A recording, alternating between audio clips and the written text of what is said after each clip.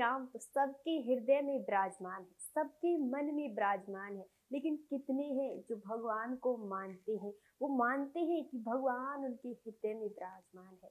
आज मैं आपको भगवान श्री राम से सीखने वाली 5 बातें बताने जा रही हूँ। वैसे तो हम भगवान श्री राम से अनंत बातें सीख सकते हैं, लेकिन अगर हमने ये 5 बातें भी भगवान श्री राम के जीवन से सीख ली तो हम अपने जीवन में बहुत कुछ अचीव कर सकते हैं। पहली और सबसे बड़ी बात जो हम भगवान श्री राम से सीख सकते हैं वो यह है कि भगवान श्री राम विनम्रता से सारे कार्यों को करते हैं। कहते हैं कि जब मेघनाथ भगवान श्री राम के छोटे भाई लक्ष्मण से युद्ध कर रहा था, तभी वह छल के साथ युद्ध कर रहा था। 1 सेकंड वह धरती पर रहता, 1 सेकंड वह आसमान में रहता और 1 सेकंड वह गायब हो जाता। तो ये देखकर कि लक्ष्मण को बहुत ज्यादा क्रोध आ जाता है। तभी लक्ष्मण अपने भाई भगवान श्री राम के पास जाकर के कहते हैं कि हे प्रभु, आप मुझे आज्ञा दीजिए, मैं इस मेघनाथ के ऊपर ब्रह्मास्त्र चला देता हूँ ताकि यह छल से युद्ध ना करे। तो भगवान श्री राम कहते हैं कि नहीं, हम मेघनाथ के ऊपर ब्रह्मास्त्र नहीं चला सकते हैं, क्योंकि जो व्यक्ति छल से युद्ध करता है, कपट से युद्ध करता है, वह व्यक्ति के ऊपर हम ब्रह्मास्त्र नहीं चला सकते, क्योंकि वह कायर होता है जो छल से युद्ध करता है। जो छलिया होता है वह कायर होता है। तो लक्ष्मण जी कहते हैं ठीक है। उसके बाद में लक्ष्मण जी फिर से मेघनाथ से युद्ध करने के लिए जाते हैं। फिर से मेघनाथ यही करता है, छल कपट करता है बार बार में। जैसे ही लक्ष्मण जी अपना तीर छोड़ते हैं, गायब हो जाता है। तभी कहते हैं कि लक्ष्मण जी के ऊपर मेघनाथ ब्रह्मास्त्र छोड़ देता है, जिससे कि ब्रह्मा की जो शक्ति है उसका पालन करने के लिए वे मूर्छित हो जाते हैं और एक तरीके से उनकी कुछ टाइम बाद मृत्यु हो जाने वाली थी। तभी कहते हैं कि हनुमान जी जो राम जी के भक्त है, वो जाते हैं सुसैन वैद्य के पास, उनकी कुटिया ही उठा करके ले आते हैं, क्योंकि वे वैसे नहीं आने को तैयार होते हैं, क्योंकि वे रावण के वैद्य थे और रावण के वैद्य थे और रावण मेघनाथ का पुत्र था। अब मेघनाथ ने उनको लक्ष्मण जी को तीर मारा था और वह उनके शत्रु थे, इसलिए वह उनकी ठीक करने के लिए वह उनको ठीक करने के लिए नहीं आना चाहते थे। तभी हनुमान जी उनकी कुटिया को उठा करके ले आते हैं। तभी सुसैन वैद्य कहते हैं कि ये तभी ठीक होंगे सुबह होने से पहले, कि तभी ठीक होंगे कि सुबह होने से पहले इनके लिए संजीवनी बूटी ले ली जाए, इनके लिए संजीवनी बूटी ले ली जाए, इनके लिए संजीवनी बूटी लाई जाए, उनको पिलाई जाए, तभी ये ठीक होंगे। तभी कहते हैं कि हनुमान जी तुरंत रात्रि में ही निकल जाते हैं संजीवनी बूटी की खोज में और कहते हैं कि बहुत बड़ा पर्वत था जिसमें जो पता नहीं लगा पा रहे थे कि संजीवनी बूटी कौन सी है। तभी कहते हैं वो पूरे पर्वत को खाड़ लेते हैं और वह पहुंच जाते हैं लंका और वहां पर वह लक्ष्मण जी को घोट करके उसे पिला देते हैं। लक्ष्मण जी जीवित हो जाते हैं। लेकिन उस विपरीत परिस्थिति में भी भगवान श्री राम विनम्र बने रहते हैं, अशांत स्थिति को प्राप्त नहीं होते, वो शांत बने रहते, विनम्र बने रहते, धैर्य रखते हैं। तो हमें भगवान श्री राम से सीखना चाहिए कि परिस्थिति चाहे जैसी भी हो, हमें शांत बने रहना है, हमें विनम्र बने रहना है, तभी हम कुछ कर सकते हैं। दूसरी बड़ी सीख जो हमें भगवान श्री राम से मिलती है वह यह है कि हमें जीवन में चरित्रवान बनना चाहिए। कहते हैं कि जब भगवान श्री राम रावण का वध कर देते हैं और रावण जब युद्ध क्षेत्र में अपनी अंतिम सांसें गिन रहा था, तभी रावण से ज्ञान लेने के लिए भगवान श्री राम लक्ष्मण को भेजते हैं और कहते हैं कि जाओ लक्ष्मण, रावण से कुछ ज्ञान प्राप्त करके आओ, यह बहुत बड़ा ज्ञानी है। तभी लक्ष्मण जी जाते हैं। जैसे लक्ष्मण जी जाते हैं तो रावण से कहते हैं कि आप मुझे कुछ ज्ञान प्रदान कीजिए। तभी रावण कहता है कि मैं आपको ज्ञान तो प्रदान करूंगा, लेकिन इससे पहले आपको मेरे एक प्रश्न का उत्तर देना होगा। तो लक्ष्मण जी कहते हैं पूछिए। तभी रावण कहता है कि बताओ मेरे पराजय होने का सबसे बड़ा कारण क्या है। तो लक्ष्मण जी कहते हैं मुझे नहीं पता, आप ही बताइए। तभी रावण कहता है कि मेरी पराजय होने का सबसे बड़ा कारण है कि मेरी दृष्टि, मेरी कुदृष्टि, मेरी गलत दृष्टि, मैं चरित्रवान नहीं रहा जीवन में, मैंने एक पराई स्त्री की ओर गंदी दृष्टि डाली है, इस वजह से मेरी पराजय हुई है। मेरी पत्नी है फिर भी मैंने किसी पराई स्त्री को गलत दृष्टि से देखा है, इसलिए मेरी पराजय हुई। और तुम्हारे भाई ने अपनी स्त्री को बचाने के लिए, अपनी स्त्री की रक्षा करने के लिए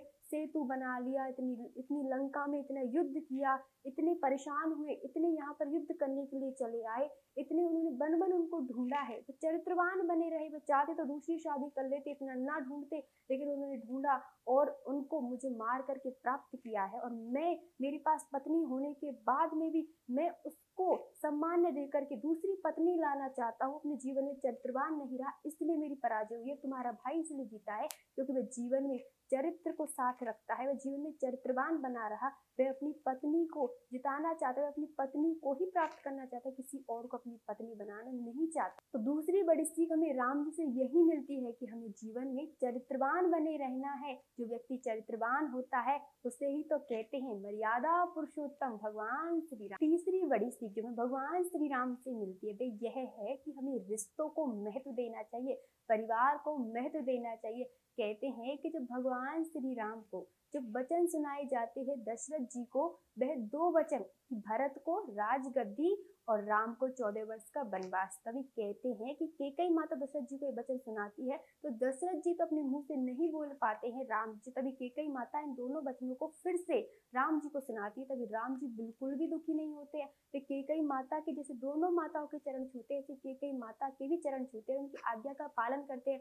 वैसे तो कैकेयी उनकी सगी माता नहीं है, उनकी माता सगी है, जिन्होंने उनको जन्म दिया है उनकी कौशल्या माता है, वह तो उनकी सगी माता नहीं है। कैकेयी माता है, वह उनकी सगी माता नहीं है। वह चाहते तो वह अपनी कैकेयी माता की आज्ञा का पालन नहीं करते क्योंकि उनकी खास माता तो कौशल्या है, लेकिन उन्होंने अपने पिता के वचनों का, अपनी माता की आज्ञा का पालन किया, उन्होंने अपने परिवार को महत्व दिया और हंसी हंसी वह युवा स्थिति में अपनी पत्नी के साथ, अपने भाई के साथ वन को चले गए। और सबसे बड़ी बात तो यह है कि उनकी पत्नी और भाई कितने समझदार है। कहते हैं कि उनकी पत्नी अपने सभी परिवार वालों से आज्ञा लेती है तो कोई भी ये नहीं कहता कि तुम मत जाओ, सब कहते हैं कि जाओ। पति जहाँ होता है पत्नी की भी वही स्थिति होती है, पत्नी को भी वही रहना चाहिए।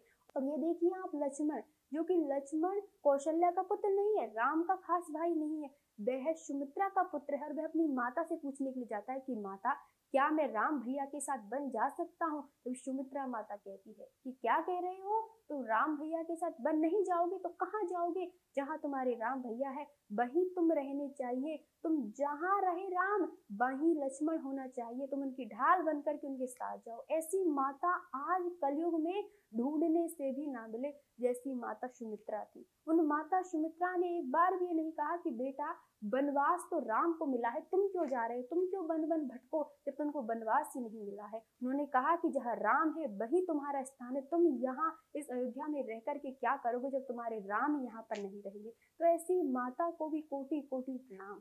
तो ऐसे हैं राम जी और उनके परिवार के सारे लोग। राम जी भी कितने शक्तिशाली है, फिर भी उन्होंने एक बार अपनी माता से, अपने पिता से नहीं कहा कि मैं वन में नहीं जाना चाहता। उनका तो राज्याभिषेक होने वाला था, कल राजा बनने वाले थे, लेकिन उन्होंने एक बार भी नहीं कहा कि मैं नहीं जाना चाहता। अपने माता के, अपने पिता की आज्ञा का पालन करते हैं। तो यहाँ पर भगवान श्री राम हमें सिखाना चाहते हैं कि परिवार को महत्व दीजिए, उनकी आज्ञा का पालन कीजिए। चौथी बड़ी सीख जो हमें भगवान श्री राम से मिलती है, उनके पूरे परिवार से मिलती है। कहते हैं कि जब राम जी और लक्ष्मण जी और सीता जी वनवास चले जाते हैं तभी भरत जी और जो शत्रुघ्न जी है वो उनकी नानी के घर पे वहां पर थे। पहले जब वो वनवास गए थे तब वह शत्रुघ्न जी और भरत जी उनकी नानी के वहां पर थे, उन्हें कुछ भी पता नहीं था। तभी कहते हैं कि जब ये तीनों राम, लखन और सीता माता जब वनवास चले गए थे और उनके पिता की मृत्यु हो गई थी तब इनको कुछ भी पता नहीं था। जब यह अयोध्या वापस आते अपनी नानी के घर से तभी इन्हें इन सारी बातों का पता चलता है। और देखिए आप भरत जी को जो कैकेयी माता बताती है कि मैंने 2 वचन लिए हैं, एक वचन यह लिया है कि राम को वनवास 14 वर्ष का, और एक वचन यह लिया है कि तुम्हें राजगद्दी प्राप्त हो। कई पुत्र ऐसे होते हैं जो खुश हो जाते हैं, आज के कलयुग के पुत्र तो जमीन जायदाद के ऊपर भाई भाई का सिर काट देते हैं। लेकिन आप भरत जी को देखिए, भरत जी कहते हैं कि माता आप मेरी माता कहलाने लायक नहीं है, आपने कभी भी किसी साथ अच्छा किया न किया हो, बुरा तो कर ही दिया है, आप मेरी माता कहलाने लायक नहीं है, आप मुझे पुत्र मत कहो, मैं आपको माता नहीं कहूंगा, आपका मेरा से कोई संबंध नहीं है, आप मेरी माता नहीं है।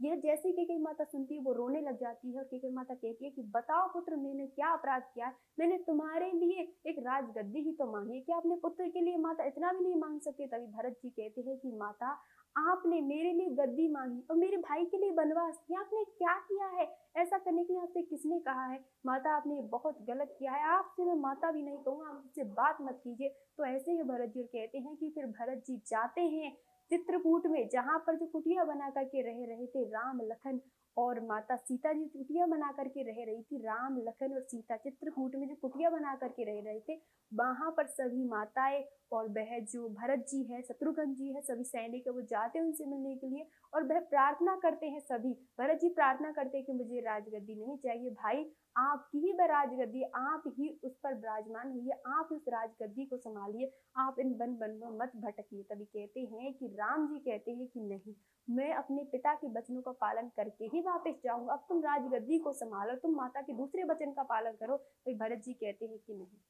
मैं राजगद्दी नहीं संभालूंगा।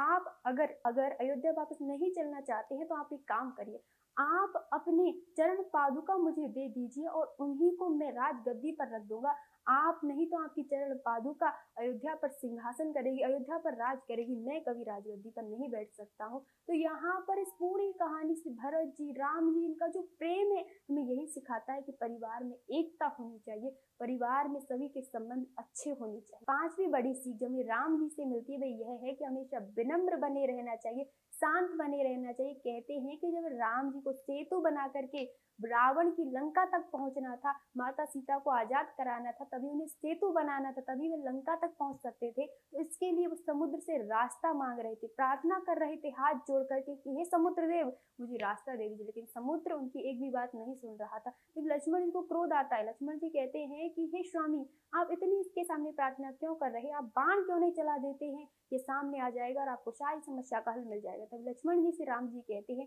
कि पहले हमें प्रार्थना करनी चाहिए। यहाँ इस रामायण में राम जी भी हमें यही बात सिखा रहे हैं और वहाँ महाभारत में हमें भगवान श्री कृष्ण भी यही बात सिखा रहे हैं कि पहले प्रार्थना करनी चाहिए।